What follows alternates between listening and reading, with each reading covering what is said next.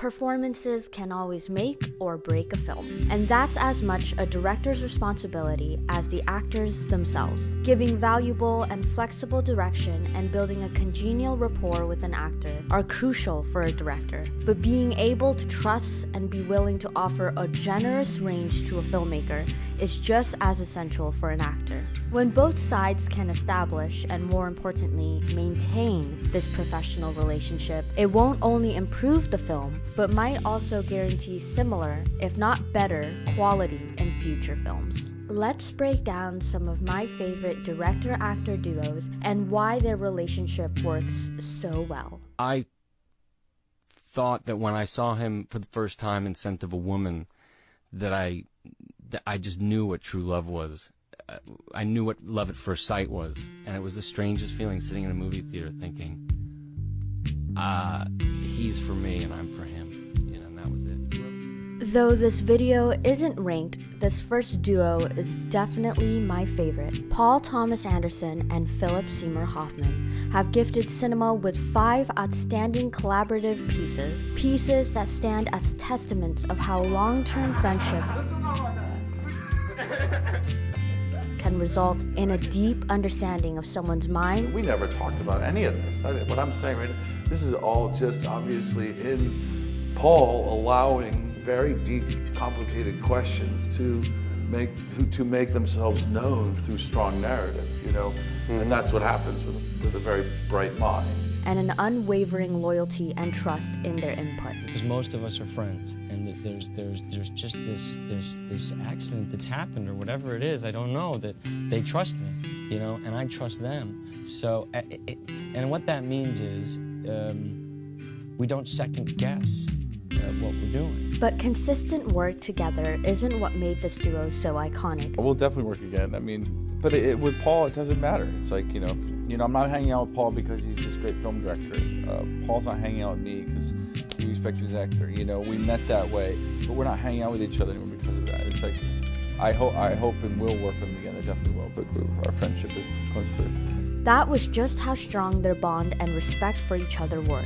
They didn't need to feel a connection through professional collaboration. But when they chose to meet on set, I'd like to be the kind of writer and director that gives actors sort of an opportunity to do something they haven't done before. But I was essentially knew I was calling Philip to do something that he'd done a version of before, but I didn't feel bad about it because I thought, we'll make it the best version. They ensured that the desire to further each other's range and talents was the primary reason. So whether Hoffman was stealing the spotlight with minor roles in Paul's starter films such as Boogie Nights and Magnolia, or committing to the formidable presence in Paul's more foundational work like Punch Drunk Love, the two allowed their bond to grow their capabilities. And in the end, each collaboration led to their final work, which turned out to be the best accomplishment in both of their careers. The master was Paul at his finest and Hoffman at his most immersive.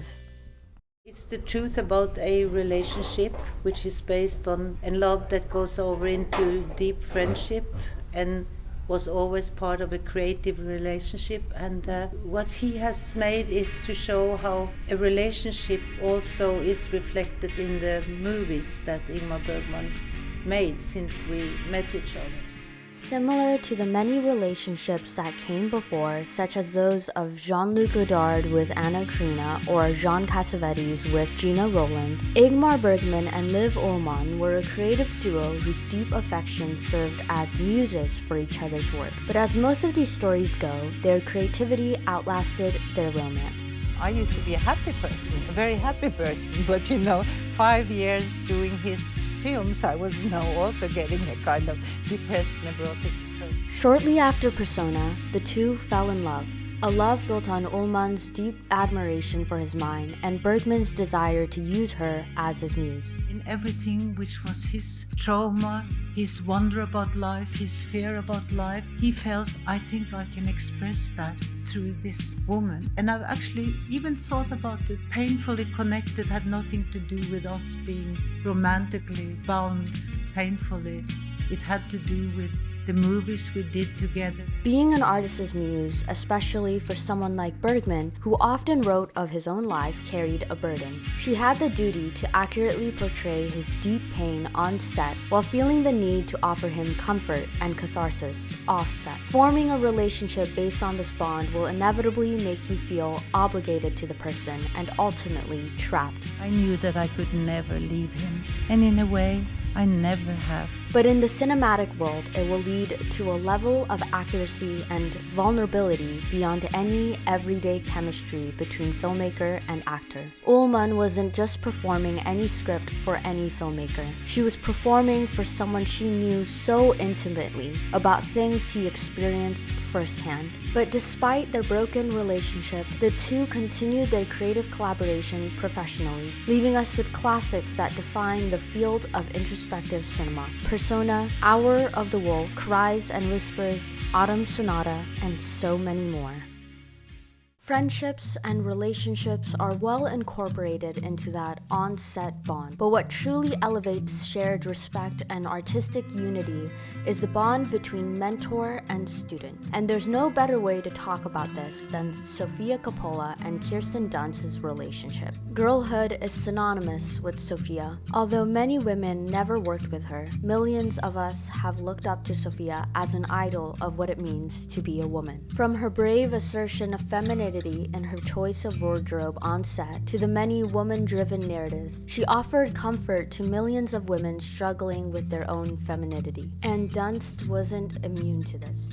Sofia and I started to work together at an age, like I was 16, and it was such a prominent age to feel not good about yourself, and to have someone like her embrace all the things that when you're 16 you don't like about yourself. It gave me a confidence that I wouldn't have had with another director, and you know, we're friends to this day. So to have that relationship in this industry, I'm very lucky. I got that education at a very young age that I felt very empowered by working with strong females. Dunst looked up to Sofia, and Sofia sought her for who she was. In an industry that so values perfection, especially for women, Dunst's opportunity to work with a woman who embraced her true self was a healing and formative experience. Starting to work with each other at such a young age, and in the beginning of both of their careers, they felt they technically grew up together. And that bond mirrors that of actual sisters, which only means understanding who they are as both artists and family.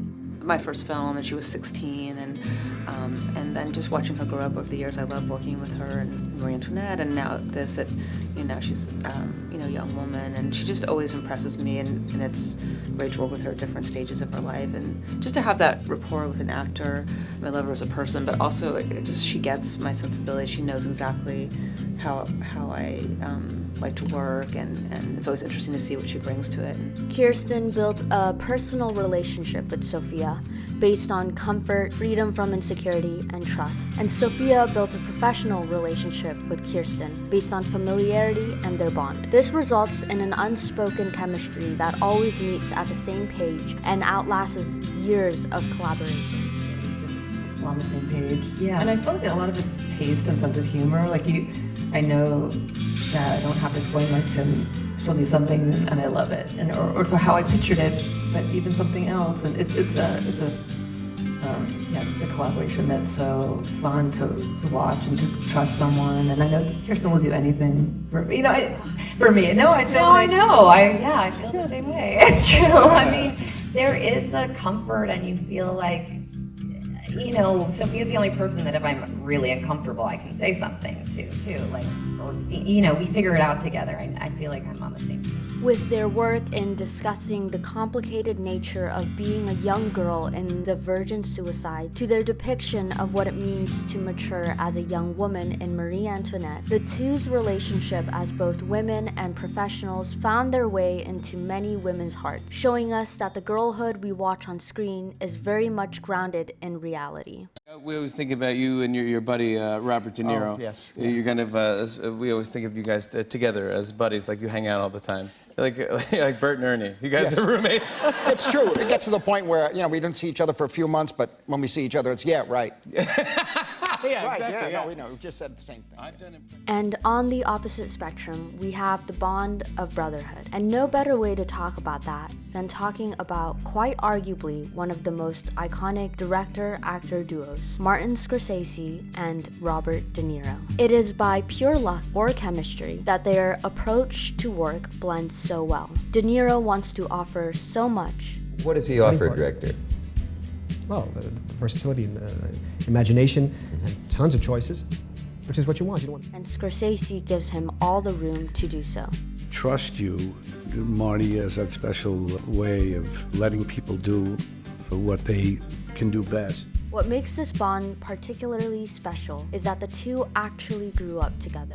Weird that two of the kind of, biggest creative names in American modern cultural life both came from this same neighborhood. What were you when you first met him? I first met him, we were hanging around, as they say, in my old neighborhood. I grew up down in the Italian-American neighborhood in lower New York, and I would hang around with a bunch of guys, and he would hang around with another bunch of guys. We were 16 years old. Yeah. And then met again later when I started making movies and he started acting. From being buddies on the streets of New York to saving each other's lives and careers, the two have a rare bond of genuine brotherhood. The two have been around each other for so long that their collaboration is never a result of Scorsese finding a script and recruiting De Niro. It is always the two of them finding a script to work on together. De Niro and I have been trying to make a picture again since Casino. Right. It was 1995, so it was a long time since we hadn't worked together. I hope you're going to work with Mr. De Niro again. Do you have any plans? We're hoping to. We're trying to check in and see at our age now if we could, take another journey in a way and see if we can find something new. They actively try to find a way to work with one another because they know that not only does their upbringing establish a bond, but their professional styles are a perfect match. This is an undeniable fact, and that's why their films together, Raging Bull, Taxi Driver, Cape Fear, The King of Comedy, Killers of the Flower Moon, Casino, Goodfellas, and so on are such classics. You would think you'd get tired of seeing them work together. Hell, they made so many good movies together that their filmographies are almost identical. But each work is just too good not to be appreciated. And that quality and long-term collaboration could only work with the kind of bond that they have.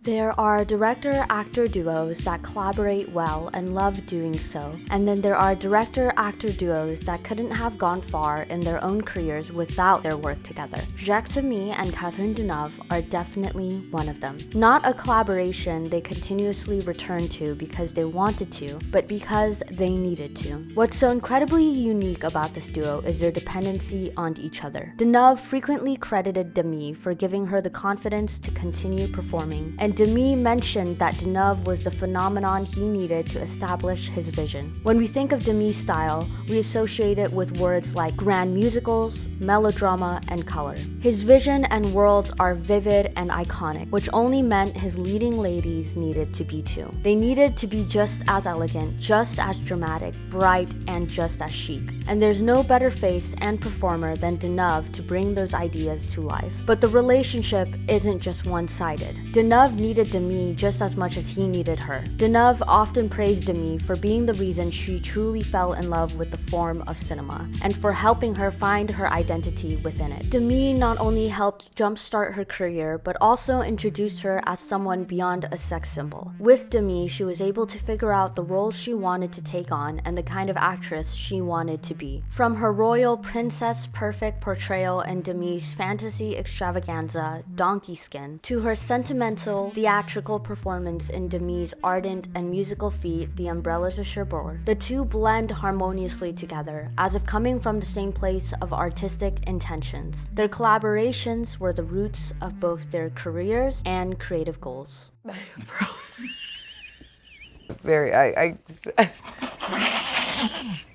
She was the same. Stop it. Look at him cry. She was so simple. Do you have a close-up of her? Okay, great. Just go on her for a second. It's hard not to enjoy watching their interactions in interviews. You can't help but laugh or smile. A similar reaction you get when you watch their films together. Yorgos Lanthimos and Emma Stone are one hell of a force. It's undeniable that the two of them have a quirkiness to them. Though their level of eccentricity may differ, there's a chemistry and a level of understanding between them that matches each other's styles so well. Because there's no one like her, and there's no one like Bella Baxter. Aw, thanks, Yorgo. I mean, well, first of all, I'll do anything with Yorgos, so that's the easy answer. But I loved the opportunity to get to work on something that he had written with Lanthimos, because And that compatibility is trusted beyond the responsibilities of the actor and the director, but extends to the producer, the consultant, and the friend. Especially now, I don't know how this could have been, made without her. Everything that we considered that had to do with the film, I would just discuss it with her. Researching and designing the world, I would share all the visuals with her. What a gift to have choice as an actor. Like if you are in, because I don't expect it to last forever, if you are in a time period where you can make choices, or people that you love and admire and respect are asking you to join them in these things.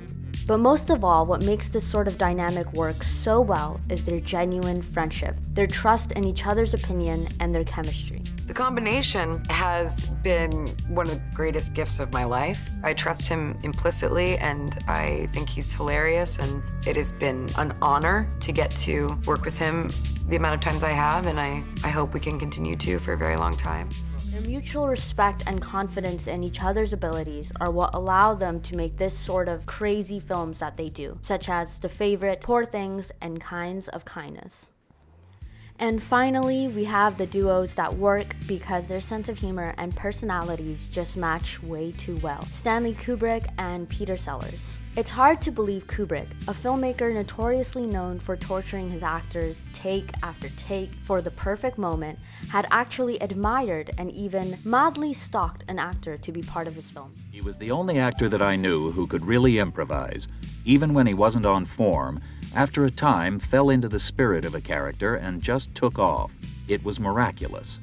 Stanley Kubrick used to come round and wait for him to come home every night. Not every night, but trying to talk him into doing this part. They'd done Lolita together. He would come round and he said, "Oh, this is Kubrick. He keeps bugging me for this." And I think, really, at the end of the day, I think it's one of the best things he's ever done. Kubrick immensely praised Sellers' cynical performance so much that he made a film just for him. He had an ambitious new project for Sellers.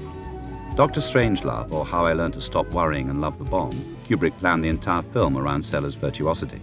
For someone to have such an effect on someone like Kubrick is unfathomable, and yet the great Sellers was able to do just that. But what made Sellers different from anyone else? Improvisational ideas began to click, and the rehearsals started to feel good. On many of these occasions, I think Peter reached what can only be described as a state of comic ecstasy. I filmed him with many cameras, never less than 3. I like to believe there was a bit of Kubrick in Sellers and vice versa. The two had a strange form of humor and a sort of pessimistic atmosphere to them. And I think no one truly or fully understood Kubrick's philosophy and satirical cynicism as well as Sellers did. And that is evident when we see their perfect execution of dark comedies in their 2 only collaborations, Lolita and Dr. Strangelove.